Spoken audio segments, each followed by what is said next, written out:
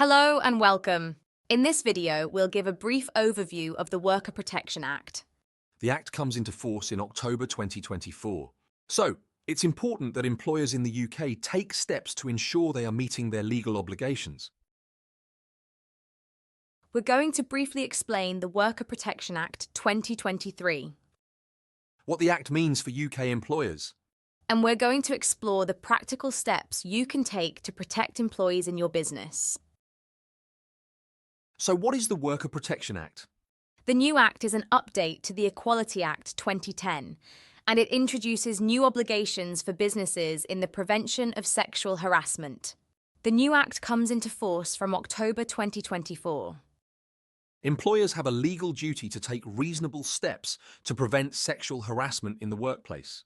Employers who do not fulfil the preventative duty may face enforcement action from the Equalities and Human Rights Commission. What does the new legislation mean for UK employers? Although individual claims cannot be filed under the 2023 Act, if an employee was to successfully make a claim of sexual harassment in a tribunal, this may constitute a breach of the Act, unless the employer can demonstrate they took reasonable steps to protect the employee. There are financial implications to consider. If an employee can show that their employer did not take reasonable steps to prevent sexual harassment, they could receive a 25% increase in compensation through an employment tribunal. Employers could also face fines and potential legal action if they do not have reasonable preventative measures in place. The legislation does not cover harassment from third parties such as suppliers or customers. However, it is good practice to ensure suppliers are also taking steps to prevent sexual harassment and that employees in customer-facing roles have safeguards in place. Employers should be proactive and put in place reasonable measures to protect employees. We don't want sexual harassment in the workplace, and we want employees to feel safe. However, employers should also set out what they will do if there are reports about sexual harassment. It's important to remember that many victims of sexual harassment are reluctant to report it.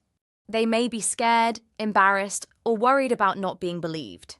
Consider what you can do to support and protect victims of sexual harassment in your organisation. Here are some practical steps to help businesses prevent sexual harassment. Review and update your policies to reflect the new Act. Assess the risks in your workplace and identify where the risk of sexual harassment may be higher. Consider what you can put in place to protect employees. It's important for employees to feel safe to speak up. So, provide multiple channels to report harassment. For example, a confidential hotline or online reporting tools. Invest in regular training sessions and raise awareness so that all employees are confident recognizing, preventing, and reporting sexual harassment.